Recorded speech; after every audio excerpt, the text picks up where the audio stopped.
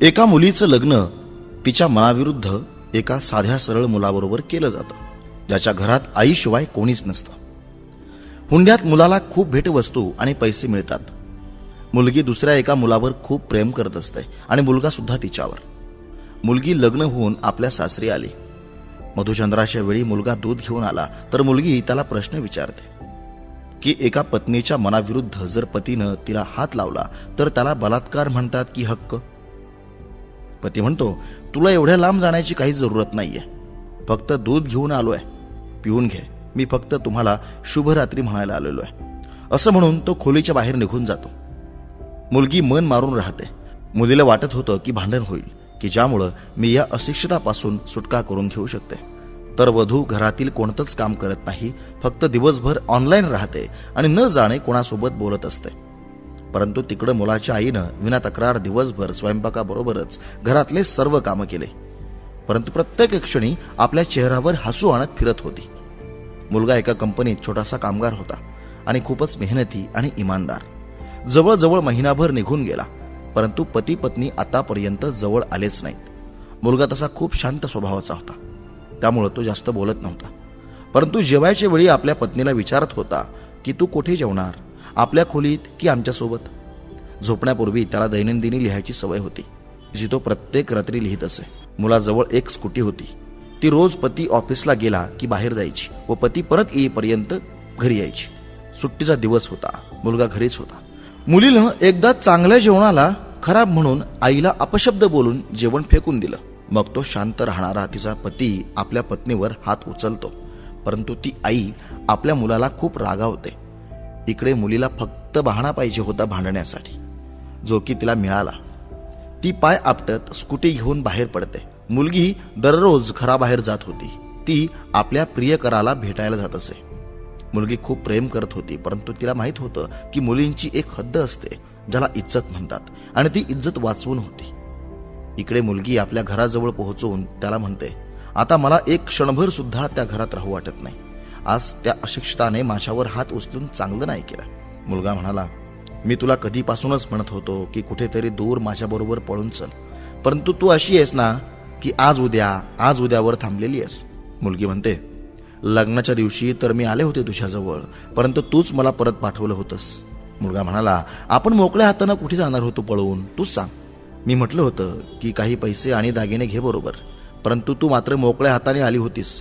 शेवटी लांब नव्या जागी आपल्याला नवीन आयुष्य सुरू करण्यासाठी पैसे तर पाहिजेतच ना. मुलगी म्हणाली, तुझे आणि माझे प्रेम ओळखूनच माझ्या घरच्यांनी माझे बँक पासबुक, ATM आणि दागिने आपल्या जवळ ठेवले, परंतु मी काय आणणार होते? तर आपण दोघे मेहनत करून सुद्धा कमावू शकत होतो. मुलगा म्हणतो, चलाक माणूस पहिले विचार करतो आणि मग काम करतो. मोकळ्या हाताने पळून गेलो असतो तर प्रेमाचं भूत 2च दिवसात उतरलं असतं. आणि जेव्हा पण मी तुला स्पर्श करू इच्छित होतो तेव्हा खूप नखरे होते. फक्त म्हणत होतीस की लग्नानंतर. मुलगी म्हणते, हो, हे सर्व लग्नानंतरच चांगलं वाटतं आणि सगळे तर तुझेच आहे. मी तर आज पण कुमारी मुलगी आहे. लग्न करून सुद्धा आजपर्यंत त्या अशिक्षिताबरोबर झोपू शकले नाही, कारण की तुलाच मी आपला पती मानले आहे आणि फक्त तुझ्या नावाचे कुंकू लावायचे बाकी आहे. बस लावून टाक आणि मग जे पाहिजे ते कर. मुलगा म्हणतो, ठीक आहे, मी तयार आहे, परंतु या वेळेला काही पैसे जरूर बरोबर घेऊन ये. विचार करू नकोस की फक्त पैशांवर प्रेम करतो. मी फक्त तुझ्यावरच प्रेम करतो. फक्त काही छोट्या मोठ्या उद्योगासाठी पैसे हवे आहेत. मुलगी म्हणते, त्या अशिक्षिताजवळ कुठले असणार पैसे? माझ्या वडिलांकडूनच 3 लाख रुपये आणि वरून एक मारुती कार घेतली आहे. काही दागिने आहेत, ते घेऊन आज येते. मुलगा मुलीला घेऊन एका हॉटेलचा पत्ता देऊन निघून जातो. मुलगी घरी येऊन परत भांडण करते, परंतु एकटीच बडबडत राहते. तिच्याबरोबर भांडायला कोणीच नसतं. रात्री 8 वाजता मुलाचा व्हॉट्सअपवरती मेसेज येतो की कधी येणार आहेस? मुलगी उत्तर देते, थोडा धीर धर, अद्याप कोणीही झोपलेलं नाहीये.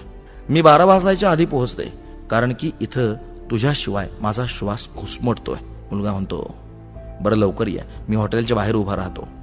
मुलगी आपल्या पतीला म्हणते की मला जेवायचं नाहीये, मी बाहेरून जेवून आले आहे, त्यामुळं मला कोणी त्रास देऊ नये. एवढं म्हणून दार बंद करून आत जाते. पती म्हणतो की त्या कपाटातून माझी दैनंदिनी दे आणि मग दरवाजा बंद कर, आम्ही तुला अजिबात त्रास देणार नाही. मुलगी दार न उघडताच म्हणते की कपाटाच्या किल्ल्या द्या. मुलगा म्हणतो, तुझ्या अंथरुणाच्या पायथ्याशीच आहेत कुलपाच्या चाव्या. परंतु मुलगी दार उघडत नाही. तर जोरात जोरात गाणे ऐकू लागते. बाहेर पती काही वेळ दार ठोठावत राहतो आणि नंतर वैतागून निघून जातो. मुलीनं खूप जोरात गाणे चालू ठेवलेले असते. ती कपाट उघडून पाहते, जे तिने पहिल्यांदाच उघडलेले असते. ती नेहमी आपले सामान कपाटात वेगळे ठेवत असते. कपाट उघडताच ती आश्चर्यचकित होते. कपाटात तिचे स्वतःचे पासबुक, एटीएम कार्ड असते, जे तिच्या घरच्यांनी तिच्याकडून खेचून घेऊन ठेवलेले असते. तिनं पासबुक उघडून पाहिलं तर त्यामध्ये पैसे पण जमा केलेले असतात, जे मुलाला हुंड्यात मिळालेले असतात. खूप सारे दागिने एका पेपर सोबत असतात आणि त्या पेपरमध्ये त्यांची सर्व मिळकत मुलीच्या नावावर केलेली असते. मुलगी खूप हैराण असते. नंतर तिची नजर त्या दैनंदिनीवर पडते आणि ती पटकन ती डायरी काढून वाचू लागते. त्यात लिहिलेलं असतं, तुझ्या वडिलांनी एक दिवस स्वतःचं रक्त देऊन माझ्या आईचा जीव वाचवला होता. मी आपल्या आईवर खूप प्रेम करतो, त्यामुळं मी वाकून तुझ्या वडिलांना नमस्कार करत म्हटलं की तुमचे हे उपकार मी कधीच विसरणार नाही. काही दिवसानंतर तुझे वडील आमच्या घरी तुझ्यासाठी मागणी घेऊन आले, परंतु त्यांनी तुझी प्रत्येक गोष्ट सांगितली की तू एका मुलावर खूप प्रेम करतेस. तुमच्या वडिलांना तुमचा आनंद हवा होता, म्हणून त्यांना आधी मुलाला जाणून घ्यायचं होतं. शेवटी तू तुझ्या वडिलांची राजकुमारी होतीस आणि प्रत्येक वडिलांना त्यांच्या राजकुमारीसाठी एक चांगला प्रामाणिक राजकुमार हवा असतो. तुझ्या वडिलांनी शोध घेतल्यानंतर त्यांना कळलं की त्या मुलानं अनेक मुलींची फसवणूक केली आहे आणि पहिलं लग्न सुद्धा झालंय, पण ते तुला सांगू शकले नाहीत, कारण त्यांना हे माहीत होतं की ही जी प्रेमाची नशा आहे ती नेहमी प्रियजनांना परके आणि परक्यांना आपले मानते. वडिलांच्या तोंडून एका मुलीची गोष्ट ऐकून मी आश्चर्यचकित झालो. प्रत्येक बाप क्वचितच याबद्दल विचार करतो. मला खात्री होती की मला कदाचित एक चांगला पती होण्याचा मान मिळणार नाही, पण मला जावई होण्याचा आदर नेहमीच मिळू शकतो. मला हुंड्यात मिळालेले सर्व पैसे मी तुझ्या खात्यात जमा केले आहेत आणि तुझ्या घरातून मला मिळालेली कार अजूनही तुझ्या घरी आहे, जी मी पाठवली आहे, जेणेकरून जेव्हा तू माझ्या प्रेमात पडशील तेव्हा दूर कुठेतरी फिरायला जाऊ.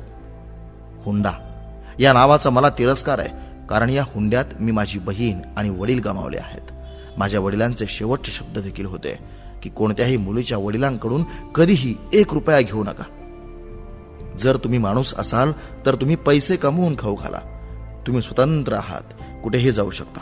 डायरीच्या पानांवर घटस्फोटाचा पेपर आहे, जिथे मी आधीच सही केली आहे. जेव्हा तुम्हाला असं वाटेल की आता तुम्हाला या अशिक्षिताला सोबत ठेवण्याची गरज नाही, तेव्हा तुम्ही स्वाक्षरी करून तुमच्या सर्व गोष्टी कुठेही घेऊ शकता.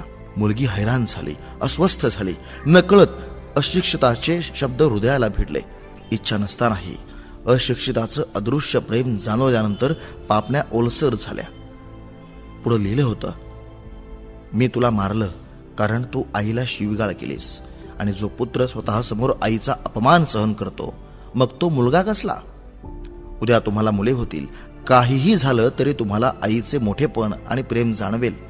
मी तुम्हाला वधू म्हणून आणले आहे, तुम्हाला जबरदस्ती करण्यासाठी नाही.